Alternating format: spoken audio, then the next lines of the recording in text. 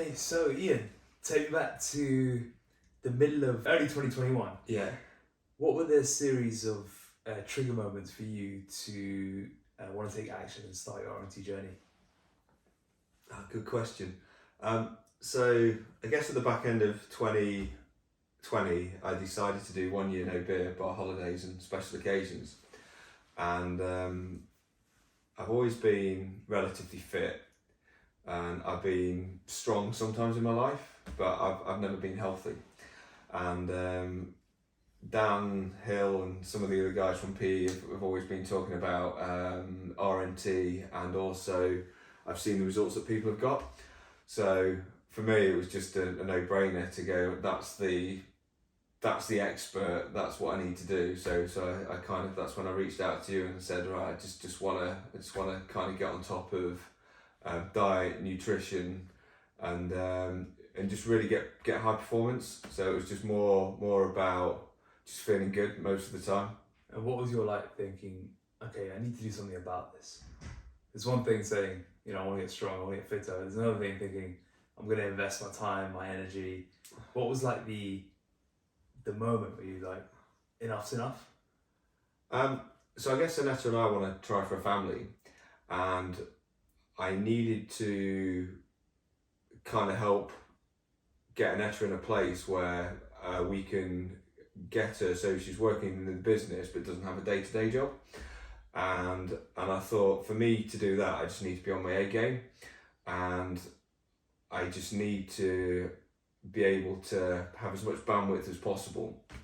And when I was, I like beer, and my diet it can be on and off. So I just thought I just need to put myself in the best possible position for performance, and I can always get myself fit, I can always get myself strong, but I've never had a phase in my life where I've been on top of my diet. So and I knew that I would have to work really, really hard to get the business in a position where Annetta doesn't have a day-to-day job. And for me, I thought, right, I just need to get myself in best possible shape now to make that happen. Interesting. So it's almost like a family driver was almost like the missing piece for you to think, I need to be at my absolute best for work, and for you, diet and nutrition was the missing bit. Yeah. It's always been on the back burner. So so for me, at some point, I want to go predominantly plant-based. I've done alkaline plus fish diets, but it's been alkaline and vegan plus fish. Sorry, vegan plus fish, but predominantly an alkaline diet, plant-based diet, and I felt amazing. I felt really, really good. But it was hard to do, and I just didn't have that continuity of doing it. Yeah. And when I drank beer, I just ate crap and whatever. Yeah. So it's made it more difficult, really. So you said you were always relatively fit and strong. Yeah. Describe where you at from a fitness perspective, because you've got a lot of experience with running and now or just before. No, before. Just before. So. Just to give some more context of where you were. Yeah, I was relatively fit, probably running 70k a week, week in, week out. Didn't really go to the gym. Thought about it a lot, but never went. I've been a member for the gym for years, but I'd go once a month or something like that. So no real continuity. But the thing that I'd always do is I'd always run. So I've got a great running partner in Chris. So him and I just ran 5 days a week, pretty much every week, come rain or shine. And through lockdown, it was brilliant because we just got into that routine and got into that habit. So that was So I was in good shape. I was in good physical shape, but because I wasn't fueling properly, and through 2020 I was drinking most days, and 1 to 3 beers a day. So I was just it was a lot harder than it needed to be. 1 to 3 beers a day? Every day, yeah. 25 to 28 days a month I drink beer. Wow, looking back, what do you think was the reason for that? So, Annetta and I have spoken about this quite a bit, and I think work can be quite stressful.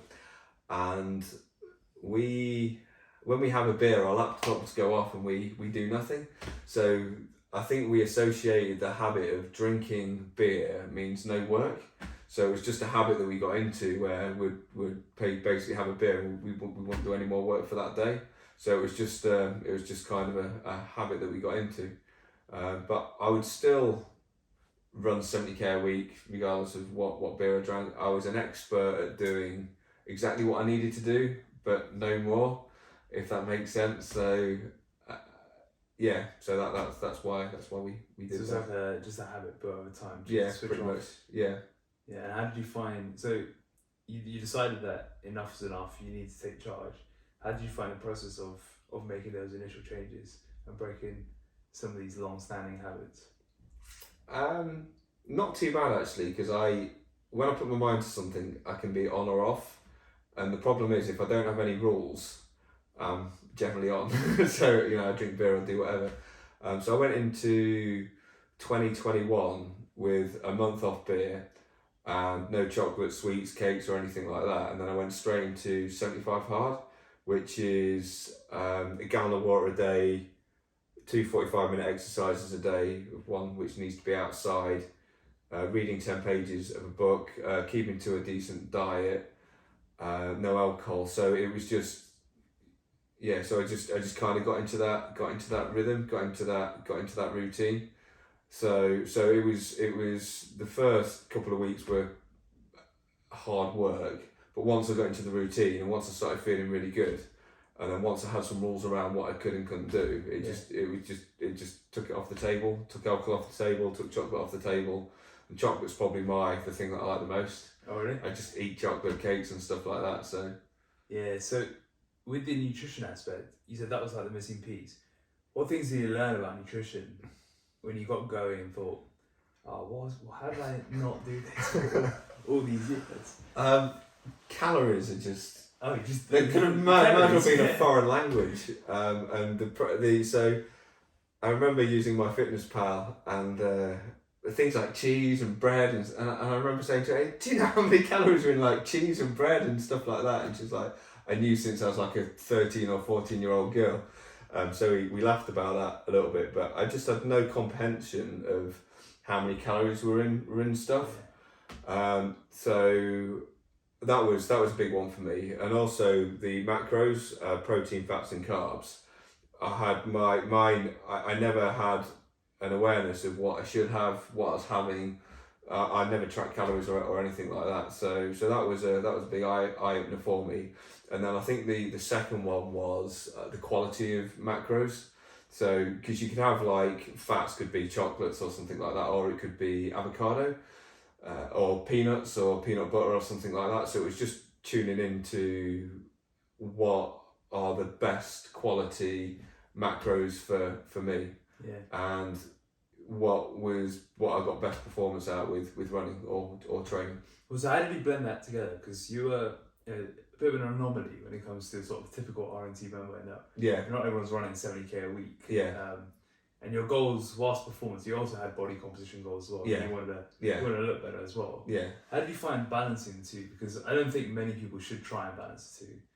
It can be quite especially if you're not a conditioned runner. When we get people saying, we want to get into the shape, we want to drop 20 kilos and we want to run a marathon. It's like, well, you need to pick one here because you can't chase both. But because you had that sort of baseline of fitness, and yes, you needed to improve your body composition, but how did you balance the two? Like, walk us through a typical week and just sort of how you manage the different elements. So I think when I was younger, I used to compete at kickboxing. So I've been stronger than I have been now. So the strength training's not new, but I think with running's always been my priority. So, but I think what I wanted to do is I wanted to get more resilient and stronger, so it would support my running. So I think some of the conversations with you is like, I don't want to get bigger, I want to get stronger, but not necessarily like more muscly. So I think it was more important for me to get strength, but without growth. So running fundamentally was always my priority, and I would make sure, it was quite difficult actually, because running 5 days a week and then start of this year at 6 days a week, 100k a week, doing 3 gym sessions and running 100k weeks, is pretty difficult. So there's never a day where my legs are my legs are rested. So I ended up, it's things like I was running a long run Monday morning, not my longest run, that'll be Sunday. So a long run Monday, which is 90 minutes, and then I'll do a gym session Monday afternoon. And when I wasn't doing when I was doing 70, 80, up to 90k weeks, it was fine. But when I started doing my 100k weeks, I really had to compromise. And then I was training my legs hardish, but not super hard. And I was just trying to get that balance right between getting more strength and not getting injured. So it was, I think looking back on it now, what I took away from that is there's definitely different phases. You've got loading, which is it's either loading your base miles, it's getting stronger, it's kind of doing a little bit more speed work to get yourself, when you come to the start of marathon block, you're in the best possible shape. And you definitely can't do both. You can go to the gym and get slightly stronger, but when you're in peak marathon training, you might be able to, I just can't. My body's not good enough, or it's not resilient enough for that yet. So so it's just trying to weigh up what's the most important, and just trying to get the balance right between getting maximum value from gym sessions, which upper body's not too bad, but also maximum value from legs without getting injured. And then you kind of go where you get more mileage in, and when you get the strength work has to come down, and then it's kind of you peak for marathon, and now I can start loading my legs up again, because by loading my legs and getting my legs stronger, I can do 100k weeks now, where before, if I did 100k week, that would be amazing. But if I did like 80, 85, 90k weeks for like 2 or 3 weeks, my legs won't be able to do it. They'll be really fatigued and tired. Where doing the leg strength training, I've got more resilience to harder weeks. Well, so running is your like effectively one of the biggest priorities in life. Correct. One of your biggest passions. Correct. Talk about the difference in running now versus the difference in running a couple of years ago, because you're not a new runner. You've done multiple marathons in the past. Yeah. Talk about what the journey of your running has been since you started RNT. If the main things were improvements in nutrition and strength training. Yeah. What's the difference now in your running? I think the biggest difference, first and foremost, was when I stopped drinking alcohol. Running then became fun. it wasn't a slog.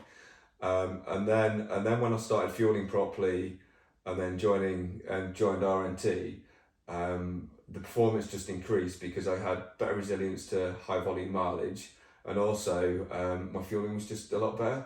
So I run all my runs in the morning are unfueled, so fasted runs, and if I'm running, depending on what I'm eating, I either want to regurgitate my food or I can eat my breakfast and just start being sick because my body just can't digest it. Not because I'm feeling ill, it's just I believe that when you run, it takes energy away from digestion, and my stomach just goes, I can't deal with this food. And so because my knowledge of food got a lot better and the quality of food was better, that reduced. So I had better quality of energy. And I think the biggest thing is I don't feel shit anymore. Unless I have like week holidays and stuff like that and kind of overindulge. But I feel tired, I feel fatigued, but I don't feel shit. That's the biggest difference. I where before life can be hard or life can be a slog, but I've always got that mental alertness now, and I feel good most of the time. Just because of nutrition. Yeah. It's my standards have just changed. Yeah. My standards are just completely different when it comes to food and nutrition. I've not nailed it. I'm not where I need to be yet. But when the pendulum swings now, it used to be a wrecking ball. It used to be like monk or raging alcoholic. It was one or the other. Where now I've done my marathon. I've enjoyed beer. I've enjoyed chocolate. I've enjoyed food. But it's not been to the kind of extremes. It's not rebounded or yo-yo. You just kind of like. No. Exactly. I put on a kilo or whatever, a couple of kilos, but not. But I got super lean for the marathon anyway. So the range that I want to stay in, I'm still within. Where previously it would just go wayward. I'd fall off a cliff. Yeah. I'd still run and stuff, but I'd enjoy stuff. But the interesting thing is, when I get to, like, every Christmas was a great example. I did 6 days in a row drinking beer, and then I was just like, and I was running, and I thought, this is how I used to feel when I used to drink and run, and just like a switch, I just turned it off, and then just that was it, and then I just went on to back to my new normal. Yeah. Well, this is the interesting thing, is that it doesn't happen overnight. You can't. No. It doesn't happen in 2-3 months, is it? Like this No. rewiring. No. It's like you're decades of behaviour. Yeah. Trying to rewire. Yeah. And sometimes you can easily start having those 6 days, and you've got to catch it. But what you'll find next time is it'll probably be 4 days, and then 2 days, and hopefully 1 day. Well, you did your cut, and so I said to you, oh, what are you going to eat? Because for me, it's like, as soon as I've done the marathon, I'm going to drink beer straight as I've finished, and eat what I want. And you was like, no, nothing. I don't do that anymore. So I just thought of that and thought, blimey, there's a long way to go. You know, having that food is fuel, or that relationship with what you put in your body is, you know, where I've come from, just from joining RNT, is, you know, it's massive. But then I look at where you are, and I'm thinking, blimey, that's that's completely next level. Yeah, absolutely. Well, let's dive into some of the mindset around this. I know we've had some conversations around like where you think this sort of like all or nothing mindset comes from, and where, you know, you can go to the extremes. Where do you think it's come from? Like, you've managed to reflect on this over the past couple of months. I think part of it's middle child syndrome. I used to be quite competitive to get attention. I think, just kind of looking back, so I've always been quite competitive by nature. So, and I always remember being really competitive from a young kid. So, and I think as I get older, I just like being the best version that I can be. So sometimes people don't want to run races if they're not in the best shape or in PB shape. But for me, I just enjoy being the best version of myself that I can be at that period of time. So I've always and that's kind of the on part. I just enjoy that. You know, that's what I enjoy, really. I get a buzz out of that. And then the other way? A reward. Oh, really? Yeah, I guess I've not. That's a good question, actually, because it's not really, because I've been my own boss for so long, and I can do what I like when I like to. There's not really any consequence for like having a hangover, or there's no consequence to anything that I do. So I can be relatively lazy, and it's still okay. I guess I'm just trying to think out loud now. But because I've never felt so good for so long, and kind of being on the other side of the coin, which I am now, I didn't realise that it's like people saying you don't know what it's like until you've had kids. Until you've got kids, you don't know what it's like to be fit until you're fit. And I would say it's exactly the same for being healthy as well. And until you're healthy, it's very, very difficult. I don't think you can explain to someone what it's like to be healthy. And I think last year was the first time in my life where I've been fit, strong and healthy. I've been fit and strong before, but I've never been healthy. And I think by flicking the switch and going on, because I've not had that, because I've never been healthy before, I've not got I've not got that anything to kind of grab onto. I don't know what I'm missing. Whereby now I know what I'm missing. I don't enjoy, or I enjoy like the binge or the, you know, for a temporary period of time. But then I miss the, and that's why I've been fit for pretty much the whole of my life, because I understand the benefits that being fit gives me, but the healthy part I didn't. So I think that's probably in the past why I was on or off, where now I found that the missing link, which is being healthy. So it's probably less so now. Interesting.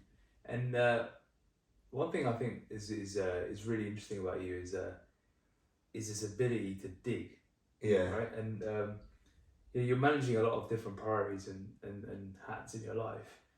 And for someone who's running a business, we know the hours involved in doing Yeah, that. yeah. But someone else who's trying to chase a sub 2:45 Yeah. marathon, Yeah. you can't just do that with a few hours a week, right? It's No. a serious commitment. Yeah. How have you structured your life in order to do that? Uh, To build, like, when people talk about being busy, how do you structure that time to give to? Oh, obviously it's a priority, but yeah. even then you still got to put the hours in, right? Yeah. Talk us through sort of like a typical week there, and what you're thinking around is Running and structuring it. Yeah, running's non-negotiable. It just gets done. Yeah. So I work away quite a lot. So the last 6 months, I've just dedicated my life to all my other stuff that I'm doing, but running as well. So I've got an amazing wife who basically supports me when I choose to do stupid things or commit to high time stuff. So having support's just super helpful, and for me, the running I just put in my diary. So if you look at my diary, when I plan my week out, I plan my running out. So all that's done in blocks. So Monday is 90-minute run in the morning. Tuesday I run for an hour to 75 minutes. Wednesday an easy hour. Thursday 60 75 minutes. Friday off. Saturday an hour, 75 minutes. Sunday kind of long run for the marathon. So that's just my week.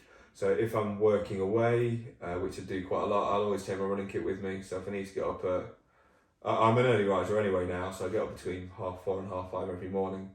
So if I need to run in the morning, I just get up and get it done. So generally my runs are done if I need to before the day even starts. Yeah. So it's just part of my life. It's just part of my life now. So. And how do you have that conversation with your wife when it comes to taking on these stupid challenges? Because I can relate to that, and I've got a few podcasts about that. Is having the importance of having that this relationship support. It's just, for me, it's just getting the balance right where we spend enough time together that's quality, and I'm not tired all the time. And in the early part of marathon training, I was fine, but then in the later part, I didn't take a deload week when I should have done, so I was just always tired, like really tired all the time. So I think it's just, Anetta doesn't mind me doing stuff.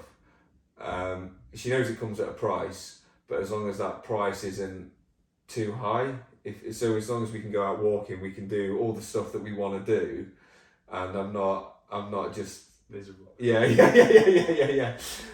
exactly. And it is hard because my default is positive, happy. Yeah. And when I'm in a place where it's hard work to be positive and happy, I know that I'm thrashing myself too hard. Yeah, and if I'm getting snappy, or I know that I'm on the rev limiter. So and how do you feel in that space individually? Like, what's going through your mind when you're going through that period of like grind?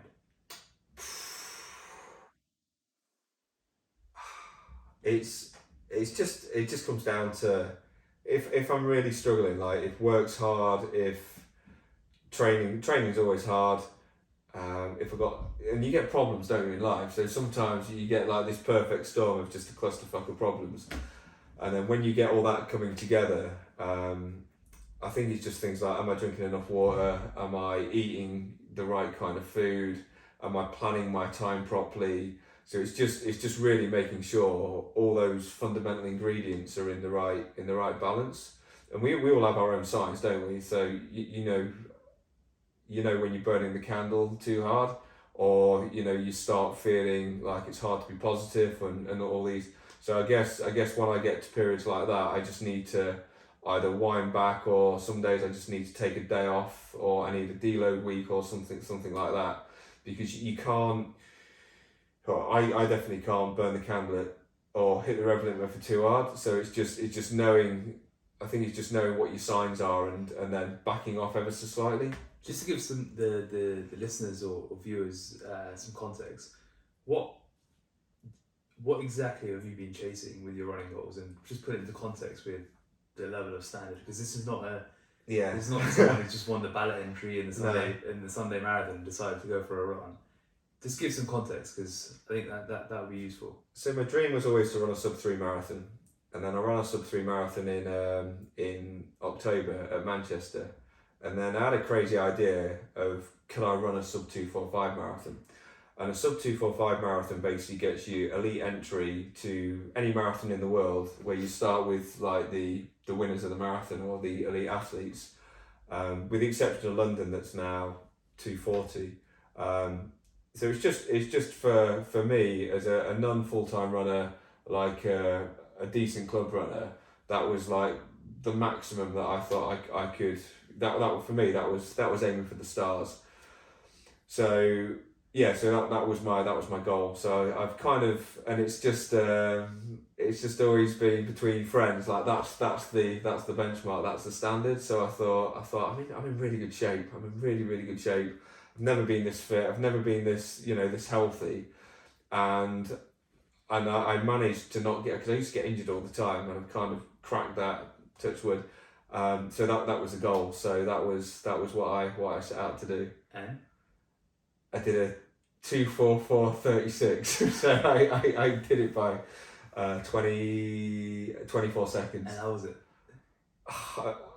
Relief. it was just pure relief. It was just pure relief that I, because there was always a 50-50 chance. Like there was nothing in my training to suggest that I couldn't do it. So I thought I'd go out at that and train to do a sub 2:45. But a marathon's a marathon, so you never know what, it's perfect conditions on the day. And we have people at the club that have been chasing it for years and years and years and still never hit it.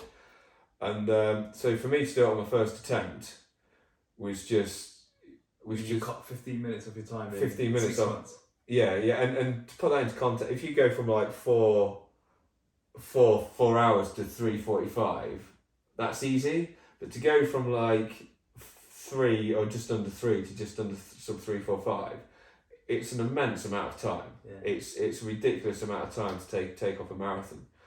So. And what do you think was the catalyst for that? Because 6 months isn't that long a time in a runner's career.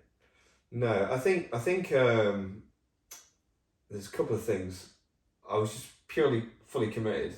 It was I lived and breathed running. So that was my bar, family, loved ones, and work. Running was my thing. I just lived and breathed it.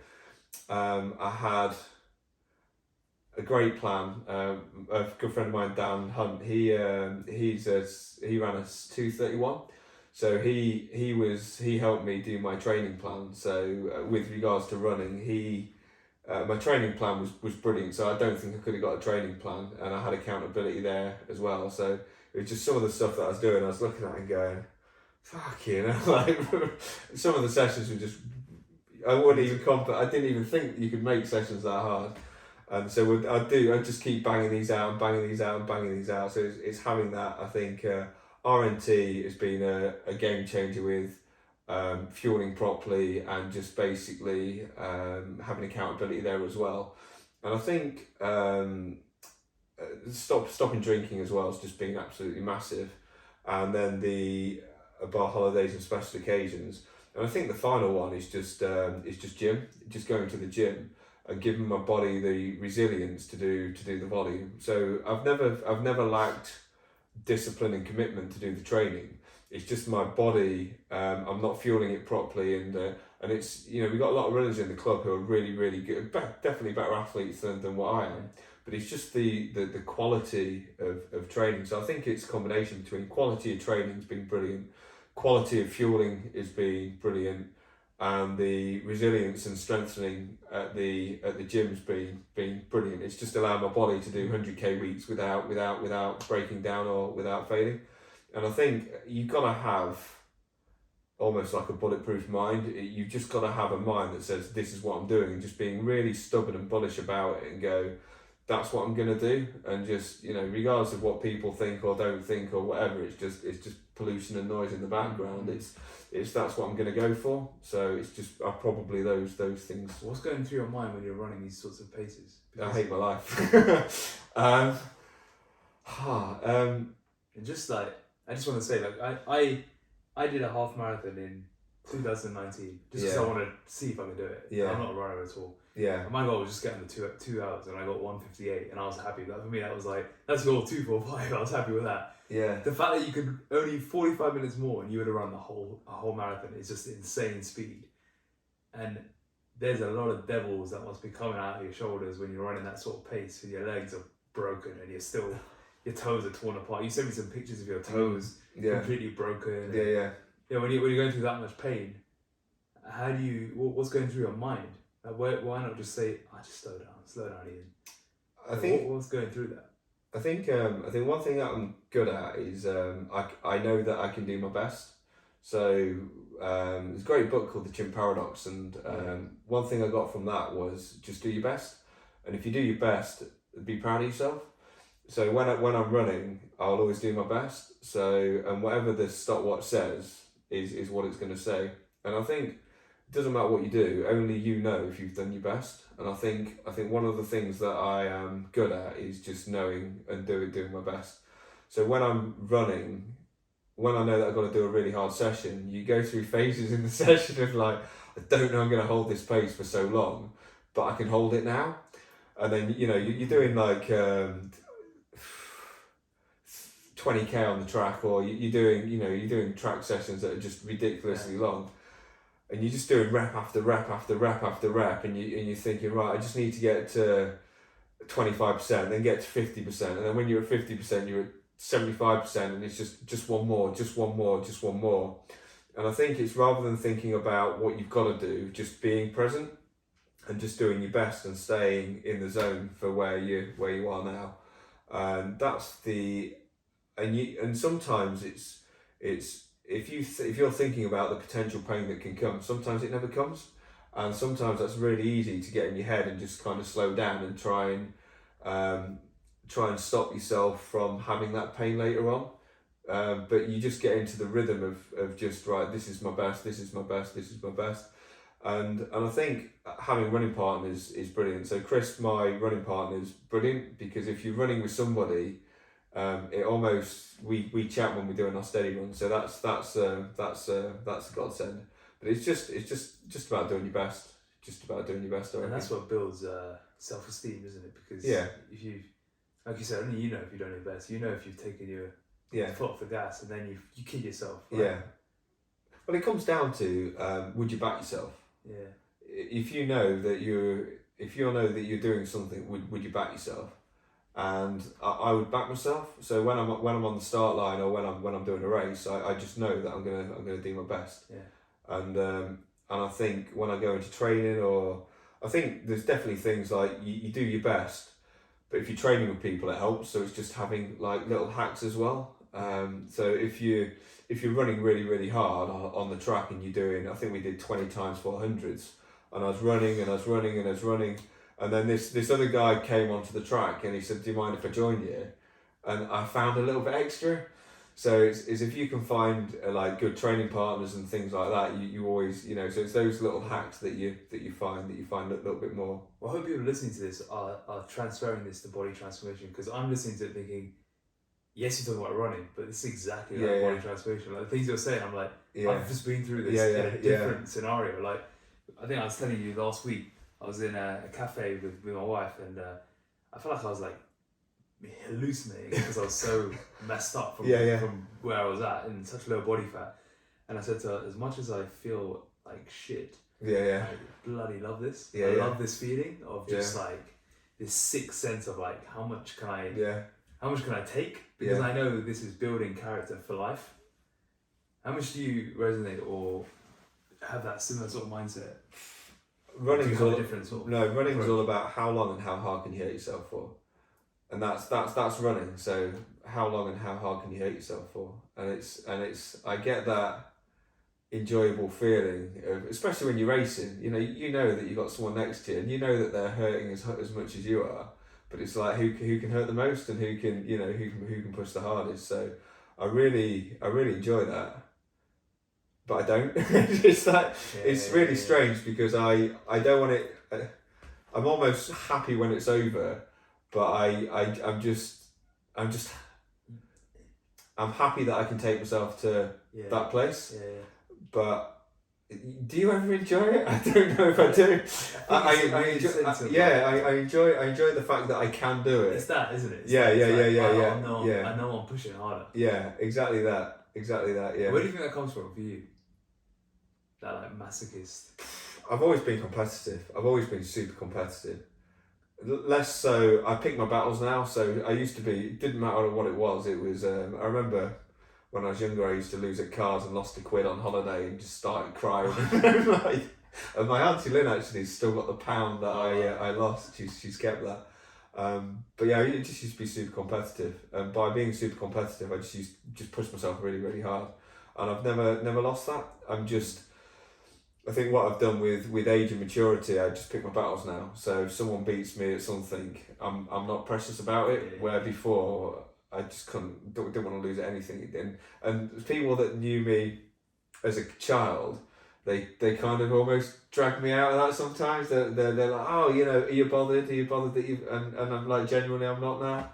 Yeah. But when I need to pick my battles, I'm pretty confident that I'll not win, but I'm confident that I'll do my best. When you speak to fellow runners who've got that sort of pace as well, is it a similar sort of mindset there? It's just the hurt locker, we call it. We just call it the hurt locker, yeah. So you're going to go for 240? No, like London Marathon, change their elite group? Great question. If Annette is listening, no, I'm not.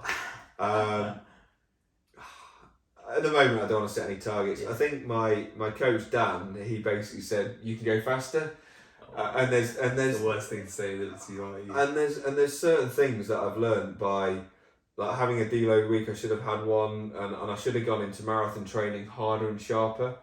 And I think I don't know. I mean, I don't know. I think I've got the skill, or I've got the ability to run a sub 240, I think, based on how this has gone. And I think I'd probably go for a sub 6 marathon, which I think is sub 6 minute mile. Oh, which means 2:37, I think. 2:37. 2:40, well, if I aim for the stars and hit the moon, it's kind of all good. But I don't. It's too early. It's too. It's such a big commitment. Yeah. It's just it's such a massive commitment. And the incremental gains are even harder now, right? Oh, massive. Yeah. I mean, I think I'm probably going to. I think for me the next steps really is to get. I've never been fit, strong, and healthy, which I got to last year. But I've thrashed myself so hard for so long now. So I think I would just want to get the next 3 months where Annette and I are going away in the camper van for a period of time. Then we've got hopefully Glastonbury. Then we've got like different bits and bobs on holidays. And I think it's just really trying to maintain a level of fitness without going on or off, and just that's probably the next step. Yeah, that's brilliant. And then once I've gone through that and don't feel like physically and emotionally done, which I still do at the moment, then probably think about if I want to do it again. So because if I did commit to doing it again, it's just a massive commitment. It's not I'm going to run a little bit for 3 months. It's 6 months. I need to go into marathon training in the best shape of my life, and part of me wants to maybe attack. So sub 75 minute half marathon's massive. So that would be a massive. I've done sub 35 10k, which is massive. So, but I feel like I've completed running. I literally feel like if I die tomorrow and don't beat any of my PBs, I'm completely at peace with that. I just genuinely don't mind, because I never thought in a million years, because I had some bad injuries about 10 years ago. So I never thought in a million years I'd get anywhere near to the standard that I've got to. So to get to that standard, I'm completely at peace with that now. So, but if I was gonna go for any gut targets, it'll probably be a sub 75 half marathon, because I can train really, really hard for a half marathon. It's not the next level to marathon, because marathon just takes so much more out of you to do that. So that would probably be one thing I would like to do that, but I'm not committed to doing it, if that makes sense. If a lot of people want to be in shape, but not many people commit to doing it. So it's whether I commit to doing it is the yeah. So do I have the commitment in me to do that? I don't know at the moment. Yeah. I don't know. What is you mentioned high performance was a key driver for you this whole journey. Yeah. What do you think makes up high performance, and what does high performance mean to you? I think high performance is just setting a standard that you don't fall below, and I think I'm fortunate enough to have great peers around me, whether it's business or running, for example, or fitness, for example, or it doesn't matter what it is, but it's basically not falling below a certain standard, and not just in one area, but in multiple areas. It's very easy to be good at one thing, but I think high performance for me is having the balance between lots of different areas in my life and just believing what comes out of my mouth. So it's very easy to say lots of stuff and not commit. I've done it in the past. I'm going to do this. I'm going to do this. I'm going to do this. But I think high performance really is just achieving what you set out to achieve most of the time. I love it. So you're about a year into your R&T journey. Yeah. How's the physical been the vehicle for you? Yeah, I very rarely think about my mood anymore. I think that's been the biggest thing. Yeah, I think I don't feel shit anymore. I think my body now just basically does what it's told most of the time, barring the deep trenches of marathon training where it was just difficult. The majority of the time now I just feel good, I never feel shit, and I think that's the biggest distinction that I've got from my R&T journey, is just never feeling shit. And I don't know if you can feel good all the time and be like trying to achieve what I'm doing in running, but I think the next phase for me now is not feeling shit, but feeling better, if that makes sense. But just not to feel bad is a game changer. You know, waking up in the morning and feeling rough or having to motivate myself to do stuff. It's not a rather than being an expert at getting away with what I can get away with now. I just my productivity is just off the scale now. My performance is just so much better. My discipline is so much better. The continuity of my moods is just so consistent now. So rather than having these big swings of like where my mindset is, those swings are a lot less now, and that's purely, I think, through diet, nutrition, and I think another thing that I've learned it's just fueling what fuel to put in my body. So they've been a massive game changer for me. How's it impacted you as an entrepreneur? Output, for sure. Output, consistency of mood, and I guess believing what I say more or what I think more. So we're all, for example, you're going to be like, I'm going to do this and this week, and we all, well, if you're anything like myself, I'm kind of, if I do 50% of that or 60% of that, or I'm going to do that, I'm going to write that proposal, that's going to go by when. But it's I've just got a lot more integrity to my word. I think if I commit to other people, my commitment levels I like to think that they're really high. So if I commit to something, the outcome's inevitable. I'll do it. But I think the commitment to myself now is just gone up another level.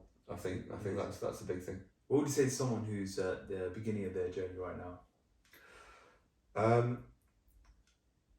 I think when I started R&T, I want you just to give me the toilet paper and wipe my bum, if that makes sense. Where R&T isn't a silver bullet or a golden bullet.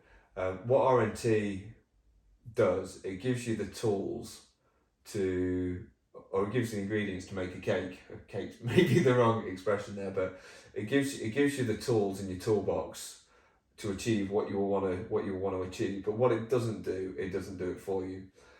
So if you kind of, I think my initial thoughts on my journey was I was expecting it to be potentially easier, or I was expecting more support, or I was expecting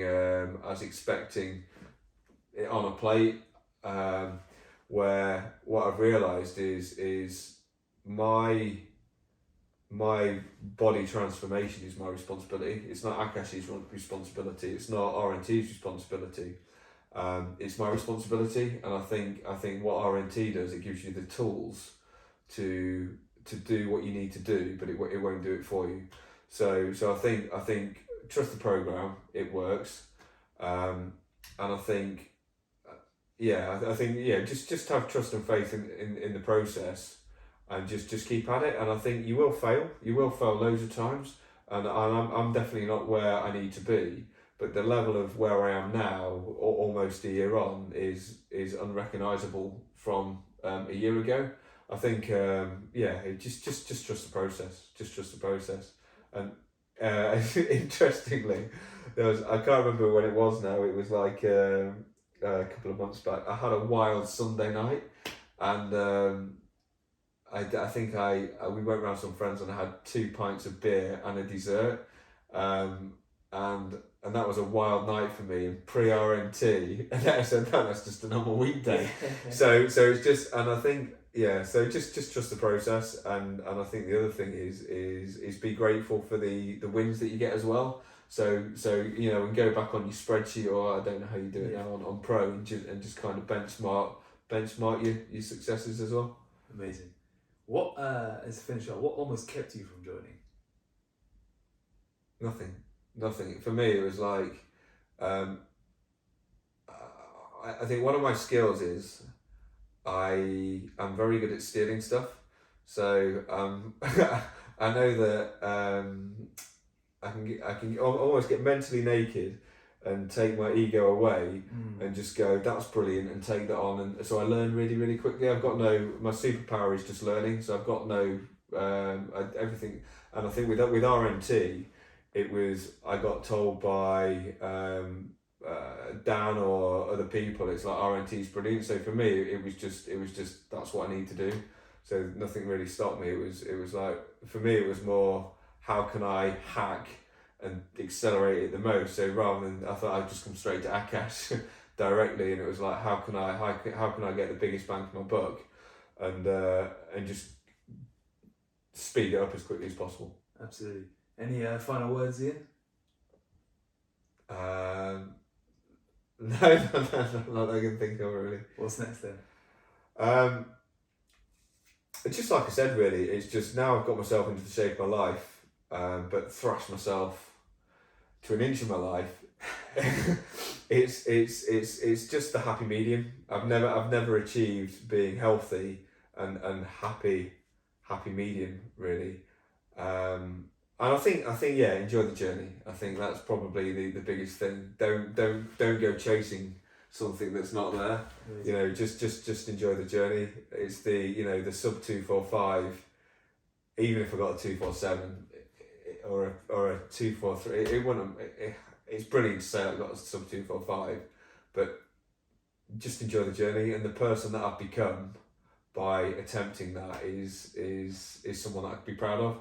So just enjoy, enjoy that process. Amazing. Well, I'm proud of your achievements in the last year. I think you absolutely smashed it. Thank you very much. To next stage of your journey. And appreciate that as well. Thank you very much.